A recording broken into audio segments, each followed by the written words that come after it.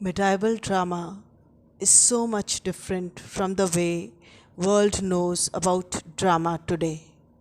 The plays consisted of little entertainment and more didactic elements. However, the crowd used to flood in to watch the plays as they were the only form of entertainment that they were able to easily relate. There were three essential forms of plays found during the medieval period: miracle, morality, and interludes.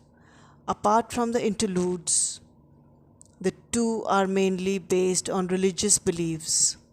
During medieval times, the church took over the theatre almost exclusively. This lesson takes a look at the primary genres of theatre that evolved through the church during these times. Medieval theatre. Medieval times started after the fall of Rome and lasted through to the 15th century, roughly to the Protestant Reformation. In this time, before the printing press made it necessary or even possible for the great majority of people to read, the primary method of teaching and learning was through the oral tradition. Throughout this time, the church had grown to become the most powerful and most consistent institution throughout Europe. Monarchies and dynasties rose and fell, but the church consistently held sway. Since theatre tells stories, it was a natural mechanism for telling the Bible stories and delivering any other information the church wanted communicated to the people, particularly as this period was a time of turmoil and the church was the only stable government. In fact, the church had become so strong that it was able to close all theatre productions except for those that it officially sanctioned. Those plays fell into three categories: morality, mystery, and miracle plays. The 14th and 15th centuries feature the beginnings of English drama, which would later flower so dramatically in Elizabethan times with Marlowe, Jonson, and Shakespeare.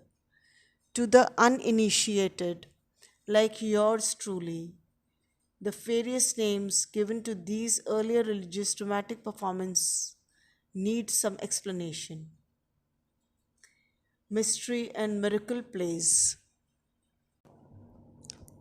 Mystery plays and miracle plays, they are distinguished as two different forms, although the terms are often used interchangeably, are among the earliest formally developed plays in medieval Europe. Medieval mystery plays focused on the representation of Bible stories in churches as tableau with accompanying antiphonal song. They told of subjects such as the creation, Adam and Eve, the murder of Abel, and the Last Judgment. Often they were performed together in cycles which could last for days.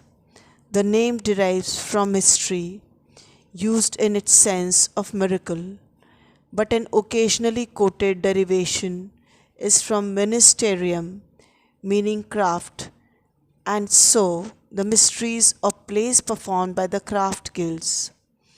Mystery plays were dramatizations of both the Old and New Testament miracles. As early as the 5th century, living tableaux were introduced into sacred services. The plays originated as simple tropes, verbal embellishments of liturgical texts, and slowly became more elaborate. At an early period, chants from the service of the day were added to the prose dialogue.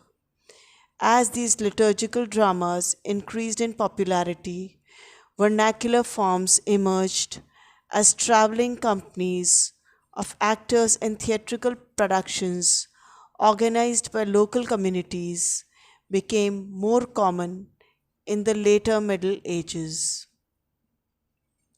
The Queen Quarteres is the best known early form of the dramas, a dramatized liturgical dialogue between the angel and the tomb of Christ and the women who are seeking his body. These primitive forms were later elaborated with dialogue and dramatic action. Eventually, the dramas moved from church to the exterior, the churchyard, and the public marketplace.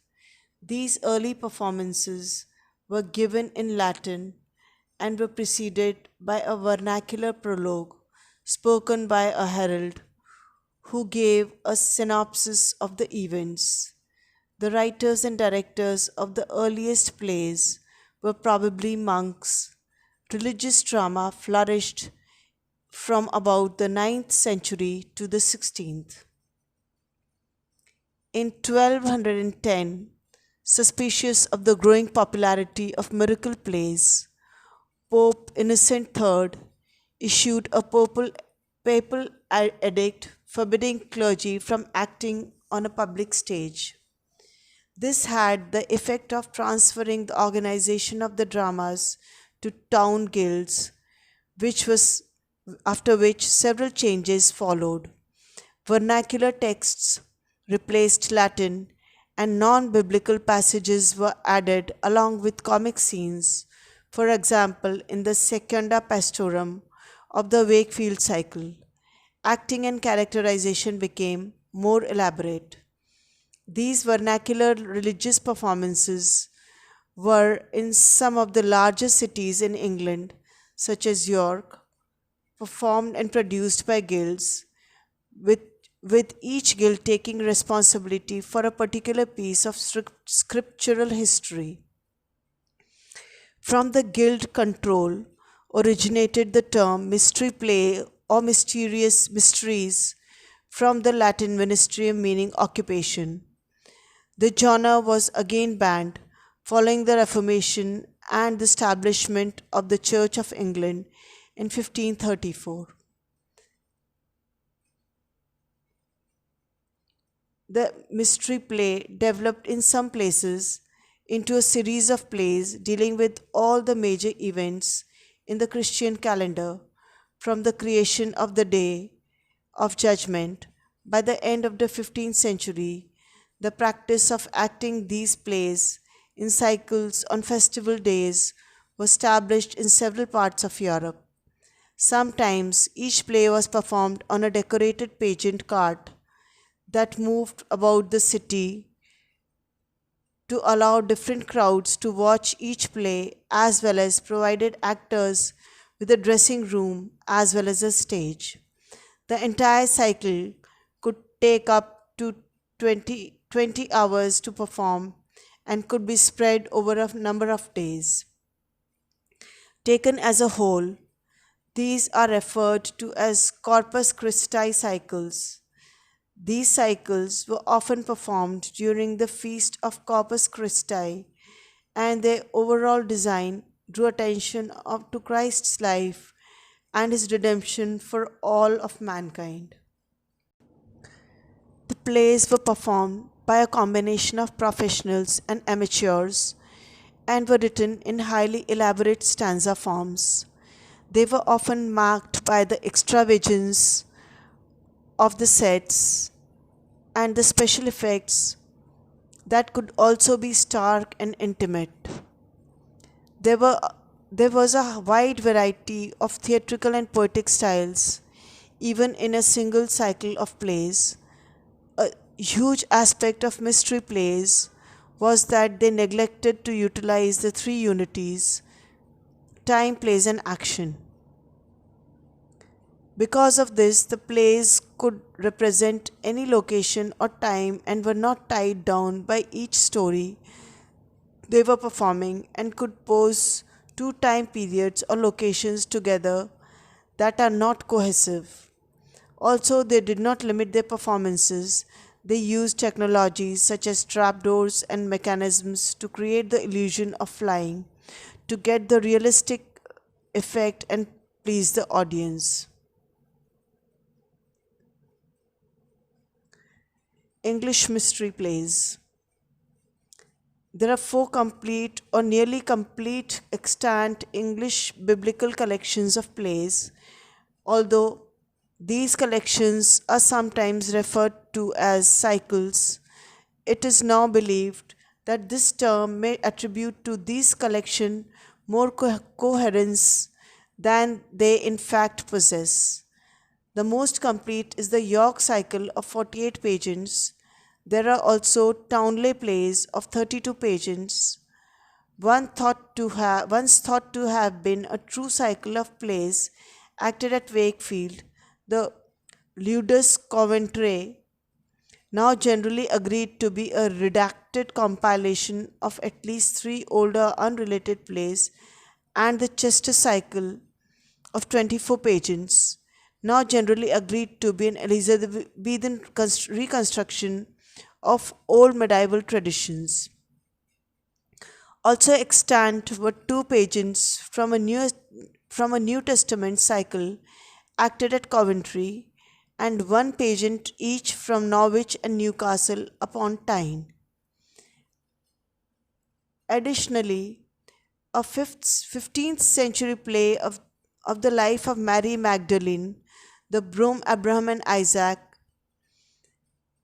and the 16th century play of the conversion of St. Paul exist, all hailing from East Anglia. Besides the Middle English drama, there are three surviving plays in Cornish known as the Ordinalia, and several cyclical plays survive from the continental Europe. These biblical plays differ widely in content.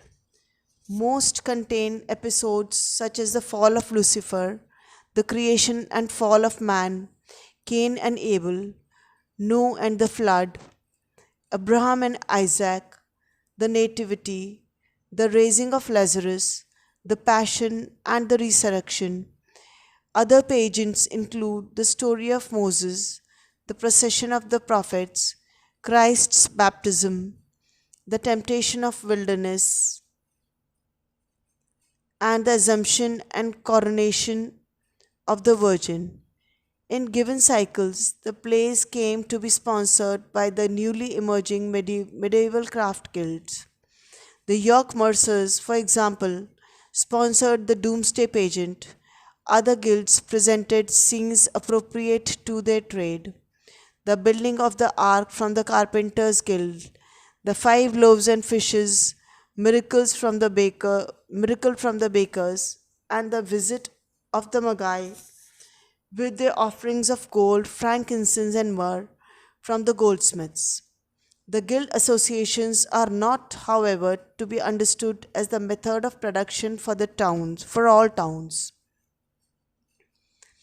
While the Chester pageants are associated with guilds, there is no indication that the new town end town plays are either associated with guilds or performed on pageant wagons.